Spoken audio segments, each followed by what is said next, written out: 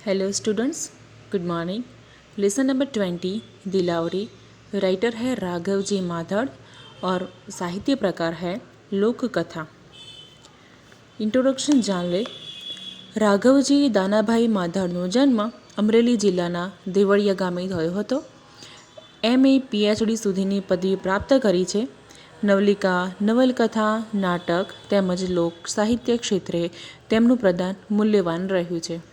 ઝાલર, અમરફળ, જળતીર્થ, કુખ, લોકવાણી, બે શબ્દની વાત એમના નોંધપાત્ર પુસ્તકો છે.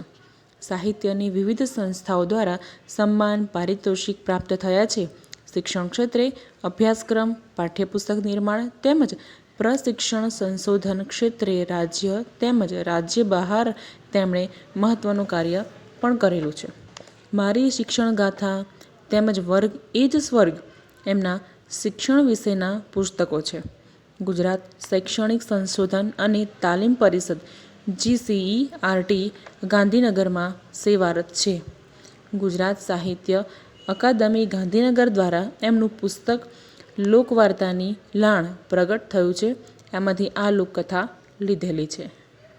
तो यहाँ पर हमारे जो राइटर है वो राघव जी माधड़, उन्होंने अपनी ओर से तो बहुत सारे पुस्तक दिए हैं, यानी कि बहुत सारी बुक्स का निर्माण भी उन्होंने खुद किया है, लेकिन वो उस काम में भी अभी भी कार्यरत है कि बच्चों के माइंड के अकॉर्डिंग, बच्चों के एज वाइज, उनकी लेवल के माइंड सेट के लेवल के अकॉर्डिंग उनके सिलेबस में, उनके टेक्स्ट बुक में कौन से लेसन दिए जाएंगे या फिर किस तरह के सिलेबस उनके लेवल में सेट होंगे. जैसे कि फर्स्ट स्टैंडर्ड में कोई बच्चा हो तो उसे 10th की कोई क्लास या कोई 10th का कोई लेसन नहीं दिया जा सकता. उस हिसाब से तो फिर बच्चों की एज के अनुसार उनके पाठ्य पुस्तक में कौन कौन से लेसन हो सकते हैं, या फिर कोई सब्जेक्ट हो या कोई भाषा हो या मैथ्स हो, तो ये सब डिसाइड करने के लिए जो एक टीम होती है या फिर कोई संस्था, तो हमारे यहाँ है शिक्षण क्षेत्र में अभ्यासक्रम पाठ्यपुस्तक निर्माण. तो हमारे ये राइटर है तो वहीं उसी संस्था में अभी भी कार्यरत हैं. उनकी दो सबसे बड़ी अच्छी पुस्तक हैं, मारी शिक्षण गाथा અને वर्ग एज स्वर्ग. तो यहाँ पर वर्ग यानी कि क्लासरूम की बात हो रही है, और गुजरात शैक्षणिक संशोधन અને तालीम परिषद GCERT यानी कि शैक्षणिक बाबतों के लिए जितना भी रिसर्च हो रहा है, और तालीम परिषद यानी कि टीचर्स को जितनी भी तालीम दी जा रही है कि हाउ टू टीच, या फिर टीचिंग के लिए नए नए कौन से तरीके अपनाए जाए जो बच्चों के लिए सबसे इजी रहते हैं, वहीं तालीम परिषद में भी राघव जी माधड़ अभी कार्यरत है. तो हमारा ये लेसन दिलावरी कहाँ से लिया गया है, तो राइटर का एक पुस्तक है लोकवार्तानी लहाण, उसमें से एक छोटा प्रसंग लिया गया है. કાઠિયાવાડ પંથકના સાવ નાનકડા ગામમાંથી એક રાજવી દરબાર પસાર થાય છે. ગામ પોતાના જાણીતા કવિરાજનું હોવાથી તેમને યાદ કરે છે. કવિરાજ ગામના પાદરમાં આવે છે અને દરબારને આગ્રહ કરી પોતાના ઘરે લઈ જાય છે. એકબીજાના ખબર અંતર પૂછે છે. વરસ નબળું હોવાથી ખાસ અનાજ પાક્યું નથી. वरस नबड़ू होवाथी यानी कि उस साल अच्छी खासी मात्रा में बारिश नहीं हुई. अच्छी खासी मतलब कि जितना इनफ होता है सिंचाई में उतनी बारिश नहीं हुई है, इस वजह से अनाज भी उतना नहीं पका है એવું દરબાર જાણી લે છે. પછી પોતાના રાજમાં જઈ કવિરાજ માટે અનાજના ગાડા મોકલાવે છે. કવિરાજ એકાએક આવેલા રાજના ગાડા જોઈ વિચારમાં પડી જાય છે. દરબારે પોતાને લાલચુ તો નહીં સમજ્યો હોય ને, એને લાગી એવું, પણ પછી થાય છે કે દરબારની ઉદારતાને લીધે જ અનાજ મોકલ્યું હશે. આ કથામાં તળપદ પરિવેશ, રીત રિવાજ, લોકબોલીનો વિનિયોગ અને નિહિત મૂલ્ય સંસ્કારની એક વિસ્તરાયેલી संस्कृति जाने सजीवन થાય છે. ओके, तो पहले ही हमने समझ लिया है कि ये काठियावाड़ के एक पंथक के यानी कि एक एरिया के छोटे से गांव की बात है. सूरज आथमવાની તૈયારીમાં છે. ખુલ્લા આભમાં કેસરી રંગના દીવડા ઝળહળવા લાગ્યા છે. સલુડી સાંજ નવડા નારીની જેમ ધીમે ધીમે પગલાં ભરતી જાણે ચમકીલા માળા જેવા ગામમાં ગૃહ પ્રવેશ કરી રહી છે. આ વીંચતા પંખીડા પણ માળા ભણી પ્રયાણ કરી રહ્યા છે. ગામનું મહેનતું મનેક यानी कि મહેનતુ માણસો ઢોર ઢાંખર સાથે ગામ ભણી આવી રહ્યા છે. વહેલી પરોઢથી ઉલેચાઈ ગયેલું ગામ પાછું સભર થવા લાગ્યું છે. વહેલી સવારથી ઉલેચાઈ ગયેલું મતલબ કે આખો દિવસની બહાર કામ કરવાની જે પણ કંઈ પ્રક્રિયાઓને સમાપ્ત કરીને પૂરી કરીને ગામના માણસો પોતપોતાના ઘર તરફ પાછા રિટર્ન આવી રહ્યા છે. આવી अहुरी वेड़ाए, अहुरी यहाँ पर एक सिनोनिम्स में अहुरी वेड़ा यानी कि सांझ का समय. अहुरी वेड़ाए काठियावाड़ ताबेना नानकड़ा एवं सनाड़ी गामना पादरमांथी एक घोड़ागाड़ी पसार થઈ રહી છે. यहाँ पर जो भी लाइन्स है आपको अपने माइंड के अंदर इमेजिनेशन करनी है जिसका आपको लेसन समझने में इजी रहे.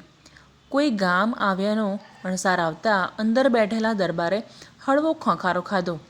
તે સમયે સાથે જ ચાલકે લગામ ખેંચી ને તેજીલા તોખાર હણહણાટી કરતા ઊભા રહી ગયા. ત્યાં દરબારનો રૂઆબદાર અવાજ પ્રગટ્યો, भाई कયું गांव આવ્યું? तो एक गांव के अंदर घोड़ा गाड़ी पसार हो रही है और उसके अंदर बैठे हैं दरबार और उनको जैसे ही ऐसा लगा कि शायद कोई गांव आया है, बस्ती आने लगी है, तो उन्होंने पूछा कि भाई कયું गांव આવ્યું? એટલે કે ભાઈ कौन सा गांव आया? બાપુ ઘોડાગાડીના ચાલકે ઉત્તરમાં કહ્યું, આપણું સનાડી ગામ છે. ઘોડાગાડીનો જે ચાલક હતો उसने आंसर दिया कि भाई बापू सनाड़ी गाम આપણું ગામ આવ્યું છે. હે સનાડી ગામ, તો કવિરાજ ગગુભાનું ગામ. દરબારે તરત જ આશ્ચર્યપૂર્વક જવાબ આપ્યો કે હે સનાડી ગામ આવ્યું છે, આ ગામ તો આપણા કવિરાજ ગગુભાનું ગામ છે. ઘોડા ચાલકે ઉત્તર આપ્યો કે હા બાપુ. ચાલકે વાતમાં સાક્ષી પુરાવતા કહ્યું, છે તો ગગુભાનું ગામ, તો પછી કવિરાજને ખબર દેવડાવો ને. આમ કહેતા દરબાર ઘોડાગાડીમાંથી બહાર આવ્યા, પોતાના દરબારી લેબાશને જરીક ઠીકઠાક કર્યા, પછી સ્વગત બોલ્યા.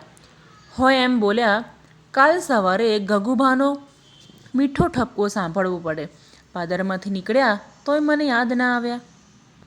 तो इसमें ऐसा है कि एक्चुअली दरबार को खुद को और कविराज को मिलना था, उनके घर जाना था, लेकिन वो ऐसा बोल रहे हैं कि काल सवारे यानी कि कल जाके मुझे कविराज की कोई बात न सुननी पड़े कि मेरे गांव तक आए और मेरे घर ना आए.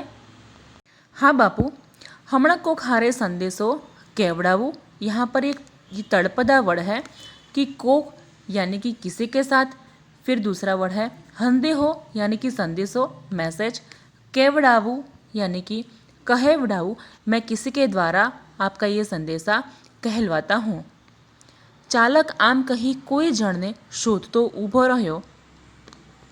હડાડા ગામ તો ફૂલડા જેવું નાનું રૂપાળું રજવાડું, પણ એની સુગંધ ચોમેર પ્રસરી ગયેલી.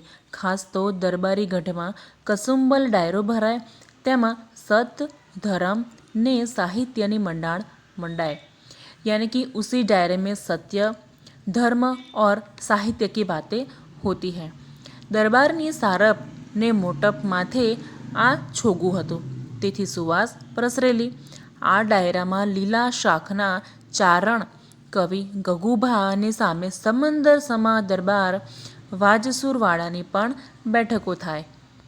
तो यहाँ पर कवि गगुभा को एक उपमा दी गई है कि लीला शाखना चारण, यानी कि इस डायरे के बारे में नॉलेजेबल व्यक्ति है, तो दरबार जो है वो तो उनसे भी ज़्यादा नॉलेजेबल है.